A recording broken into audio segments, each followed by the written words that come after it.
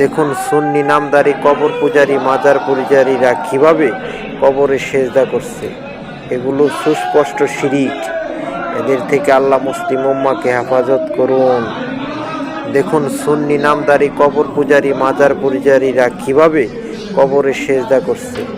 এগুলো সুস্পষ্ট শিরিক। এদের থেকে আল্লাহ মুসলিম উম্মাহকে হেফাজত করুন। দেখুন সুন্নি নামধারী কবর পূজারী মাজার পূজারীরা কিভাবে কবরে সেজদা করছে। এগুলো সুস্পষ্ট শিরিক। এদের থেকে আল্লাহ মুসলিম উম্মাহকে হেফাজত করুন। দেখুন সুন্নি নামধারী কবর পূজারী মাজার পূজারীরা কিভাবে কবরে সেজদা করছে। এগুলো সুস্পষ্ট শিরিক। এদের থেকে আল্লাহ মুসলিম উম্মাহকে হেফাজত করুন। কাউকে যদি সম্মান দেখাতে গিয়ে সিজদা করা যায়, তাহলে আল্লাহর এই জমিনে আল্লাহর পর সবচেয়ে বেশি সম্মান পাওয়ার হকদার কে? নবী করিম সাল্লাল্লাহু আলাইহি সাল্লাম। নবী করিম সাল্লাল্লাহু আলাইহি সাল্লামকে সম্মান দেখাতে গিয়ে, শ্রদ্ধা দেখাতে গিয়ে সাহাবা একরাম সিজদা করেছেন? কি বলেন? কোন সাহাবী নবী করিম সাল্লাল্লাহু আলাইহি সাল্লামকে ভক্তি করতে গিয়ে, কোন সাহাবী কেন, সব সাহাবী তো তার সিজদা করার কথা, ঠিক না ঠিক? তাকে তো সবচেয়ে বেশি সম্মান জানাতে হয়, সবচেয়ে বেশি ইজ্জত জানাতে হয়, সবচেয়ে বেশি তাকে শ্রদ্ধা করতে হয়, এটা ঈমানের দাবি। সাহাবা একরাম তাকে কত বেশি সম্মান জানাইতেন, কিন্তু সেই সম্মান জানানোটা তারা কি সিজদা দেওয়ার মাধ্যমে প্রকাশ করেছেন?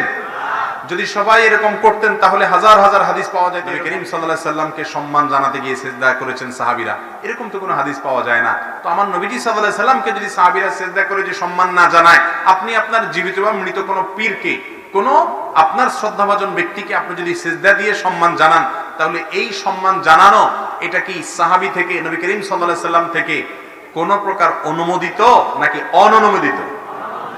সম্মান জানার পদ্ধতি নবী করিম সাল্লাল্লাহু আলাইহি সাল্লামের সাহাবীদের চাইতে যদি আপনি বেশি বুঝেন মনে হয়, তাহলে তো এই বেশি বোঝাটা গ্রহণযোগ্য হতে পারে। সিজদা এটা ইবাদত। সিজদা এটা কি? শুধু ইবাদত না, মৌলিক ইবাদত। আর এই ইবাদত শুধুমাত্র কার হবে? আল্লাহর হবে। আপনি এটাকে তাজিমি সিজদা কেন বলবেন? তাজিমি সিজদার যদি অপশন খোলা থাকতো, তাহলে রাসূল আকরাম সাল্লাল্লাহু আলাইহি সাল্লামকে তাজিমি সিজদার অপশন খোলা রাখতেন সাহাবায়ে কেরাম। যদি সম্মান জানাতে গিয়ে সিজদা করা যেত, মুহাম্মদ সাল্লাল্লাহু আলাইহি সাল্লামকে সম্মান জানাতে গিয়ে সিজদা করা হতো, ঠিক না ঠিক? সেটা যেহেতু হয় নাই, তার চাইতে বেশি সম্মান পাওয়ার হকদার কেউ আর না। অতএব অন্য কারোর ক্ষেত্রে তাজিমি সিজদা এটার কোনো সুযোগ নাই। সিজদা এটা ইবাদত, আল্লাহ ছাড়া কারোর জন্য এটা নিবেদন করা শিরক, এটা শিরক। অতএব এটা করা যাবে না। আল্লাহ তাআলা আমাদেরকে বুঝার তৌফিক দান করুন।